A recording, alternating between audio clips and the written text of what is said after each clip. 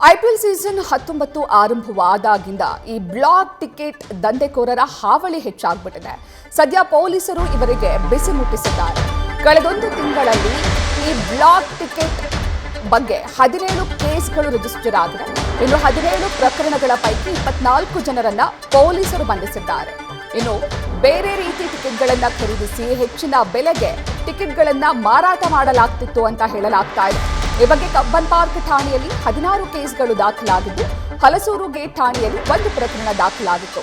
ಸದ್ಯ 24 ಜನರನ್ನ ಪೊಲೀಸರು ಬಂಧಿಸಿ 37 ಐಪಿಎಲ್ ಟಿಕೆಟ್ಸ್ಗಳನ್ನ ವಶಕ್ಕೆ ಪಡೆದಿದ್ದಾರೆ.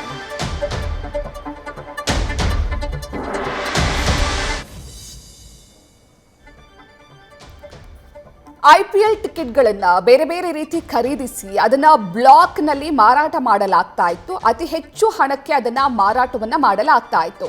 ಈ ಹಿನ್ನೆಲೆಯಲ್ಲಿ ಕಬ್ಬನ್ ಪಾರ್ಕ್ ಠಾಣೆಯಲ್ಲಿ ಹಾಗೂ ಹಲಸೂರು ಪೊಲೀಸ್ ಠಾಣೆಯಲ್ಲಿ ಹಲವು ಪ್ರಕರಣಗಳು ದಾಖಲಾಗಿತ್ತು. ಸದ್ಯ 17 ಪ್ರಕರಣಗಳನ್ನ ಭೇದಿಸಿ ಪೊಲೀಸರು ಒಂದಷ್ಟು ಜನರ ಬಂಧಿಸಿದ್ದಾರೆ. ಈ ಬಗ್ಗೆ ಕಬ್ಬನ್ ಪಾರ್ಕ್ ಠಾಣೆಯಲ್ಲಿ 16 ಕೇಸ್ ದಾಖಲಾಗಿತ್ತು. ಹಲಸೂರು ಠಾಣೆಯಲ್ಲಿ 1 ಕೇಸ್ ದಾಖಲಾಗಿತ್ತು. ಸದ್ಯ ಈ ಪ್ರಕರಣಕ್ಕೆ ಸಂಬಂಧಪಟ್ಟಂತೆ 24 ಜನರನ್ನ ಪೊಲೀಸರು ಬಂಧಿಸಿದ್ದಾರೆ. 37 ಐಪಿಎಲ್ ಟಿಕೆಟ್ಗಳನ್ನ ವಶಕ್ಕೆ ಪಡೆದುಕೊಂಡಿದ್ದಾರೆ.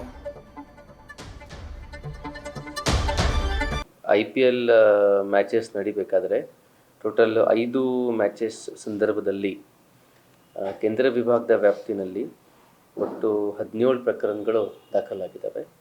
ಬಹುತಾಂಶ ಪ್ರಕರಣಗಳಲ್ಲಿ CCB ಅಧಿಕಾರಿಗಳೂ ದಾಳಿ ಮಾಡಿ ಆರೋಪಿಗಳನ್ನು ಹಾಜರುಪಡಿಸಿ ಅವ್ರ ಕಡೆಯಿಂದ ಅವರು ಜನರಿಗೆ ಹೆಚ್ಚಿನ ಬೆಲೆಗೆ ಮಾರ್ತಕ್ಕಂಥ ಟಿಕೆಟ್ಗಳನ್ನು ವಶಪಡ್ಕೊಂಡಿದ್ದಾರೆ. ಆಲ್ಮೋಸ್ಟು 17 ಪ್ರಕರಣಗಳಲ್ಲಿ 16 ಕೇಸಸ್ಸು ಕಬ್ಬನ್ ಪಾರ್ಕಲ್ಲಿ ಆಗಿದೆ. 1 ಕೇಸು ಹಲಸೂರು ಗೇಟ್ ಪೊಲೀಸ್ ಠಾಣೆ ವ್ಯಾಪ್ತಿನಲ್ಲಿ ಸೆಂಟ್ರಲ್ ವಿಭಾಗಕ್ಕೆ ಸಂಬಂಧಿಸಿದಂತೆ.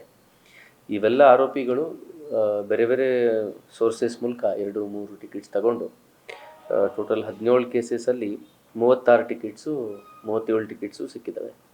ಸೊ ಅದು ಬೇರೆ ಬೇರೆ ಸೋರ್ಸಸ್ ಮೂಲಕ 1-2 ಟಿಕೆಟ್ಸ್ನ ಪಡ್ಕೊಂಡು ಇಲ್ಲಿ ಅವಕಾಶ ಹುಡುಕಿ ಅದನ್ನು ಹೆಚ್ಚಿನ ಬೆಲೆಗೆ ಮಾರುವಂಥ ಒಂದು ಪ್ರಯತ್ನ ಪಡ್ತಾಯಿದ್ರು. ಸೊ ಇದಕ್ಕೆ ಸಂಬಂಧಪಟ್ಟಂತೆ ಈಗ ಆರೋಪಿಗಳಿಗೆ ಎಲ್ಲರಿಗೆ ದಸ್ತಗಿರಿ ಮಾಡಲಾಗಿದೆ.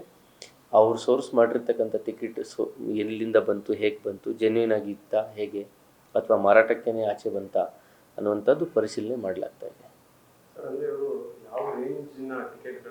ಬೇರೆ ಬೇರೆ ರೇಂಜ್ ಟಿಕೆಟ್ಸ್ ಕೂಡ ಅವ್ರ ಕಡೆ ಸಿಕ್ಕಿದ್ದಾವೆ. ಹೈ ಎಂಡ್ ಟಿಕೆಟ್ಸ್ಗಳು ಅಂಥವು ಯಾವುದು ಇರಲಿಲ್ಲ. ಬೇರೆ ಬೇರೆ ರೇಂಜ್ದು ಎಲ್ಲ ಟಿಕೆಟ್ಗಳು ಅವ್ರ ಕಡೆ ಸಿಕ್ಕಿದ್ದಾವೆ.